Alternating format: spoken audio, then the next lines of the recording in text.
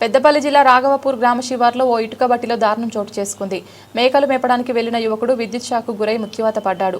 పెద్దపల్లి మండలం గౌరెడ్డిపేట గ్రామానికి చెందిన ఎంఎస్ఆర్ ఇటుక బట్టి యాజమాని విద్యుత్ తీగలను నిర్లక్ష్యంగా భూమిపై వదిలివేయడంతో అటుగా గొర్రెలు మేపడానికి వెళ్లిన మల్లేశం అనే మేకల కాపరి విద్యుత్ షాక్తో అక్కడికక్కడే మృతి చెందాడు.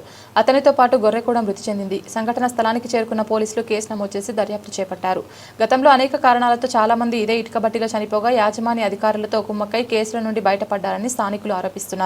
నిరుపేద కుటుంబానికి చెందిన మల్లేశం కుటుంబానికి 50 లక్షల రూపాయలు ఇవ్వాలని గొర్రెల కాపరుల సంఘం నాయకులు డిమాండ్ చేస్తున్నారు.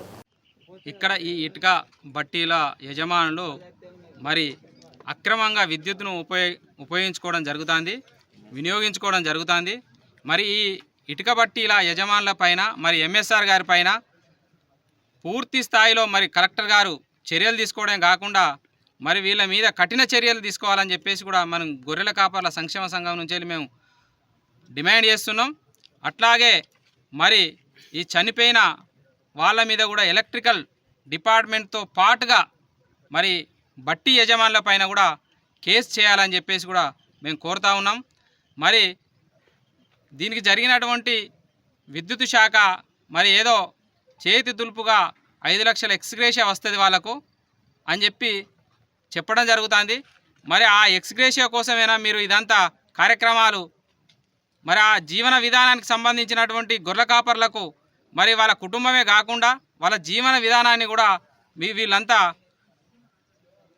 చేస్తున్నారనే ఉద్దేశంతో మరి పత్రికా ముఖంగా మేము మరి డిమాండ్ చేస్తున్నాం.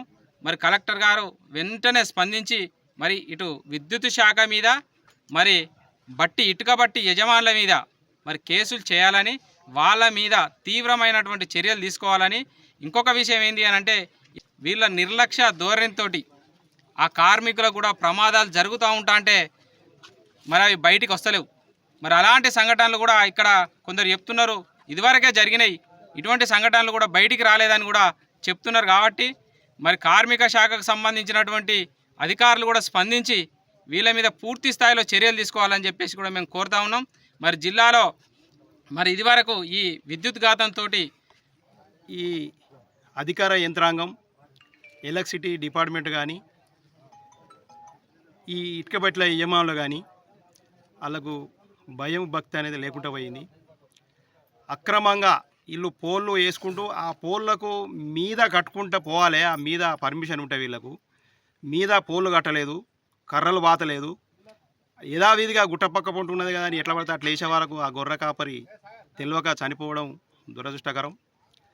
ఈయనకు వెంటనే యాజమాన్యం 50 లక్షల ఎక్స్గ్రేషియా ఇవ్వాలని యాదవ సంఘం తరపున పూర్తి డిమాండ్, ఇది ప్రధాన డిమాండ్గా మేము తెలియజేస్తూ ఈ విఎస్ఆర్పై ఎంఎస్ఆర్పై క్రిమినల్ కేసు పెట్టాలని, ఈ బట్టి కూడా సీజ్ చేయాలని, ఈయనకేమన్నా పర్మిషన్ లేకుంటే అధికార యంత్రాంగాన్ని డిమాండ్ చేస్తూ ఈ బాధ్యులైన అధికారంగా కరెంట్ డిపార్ట్మెంట్కి సంబంధించిన అధికార యంత్రాంగాన్ని మొత్తం సస్పెండ్ చేయాలని ప్రధానమైన డిమాండ్ ఇది కూడా చేస్తూ ఉన్నాం. దీన్ని కలెక్టర్ గిట్ట దీన్ని చర్య తీసుకోకుంటే కలెక్టర్ గారి దృష్టికి 3 నెలల 8 సమస్యలు ఆయన దగ్గరికి తీసుకెళ్ళినాం. 8 సమస్యలు జూలపల్లి, ఓదెల, పెద్దపల్లి, శ్రీరాంపూర్, ముత్తారం, ధర్మారం ఈ 8 మండలాలు కలిపి తీసుకుపోయి సమస్య పెడితే కూడా ఇప్పటి వరకు స్పందించకపోవడం నిజంగా దురదృష్టకరం. దీన్ని కనుక సీరియస్గా తీసుకోకుంటే కలెక్టరేట్ కూడా ముట్టడిస్తాం. ఈ సమస్యను ఇంతటితో వదిలిపెట్టకుండా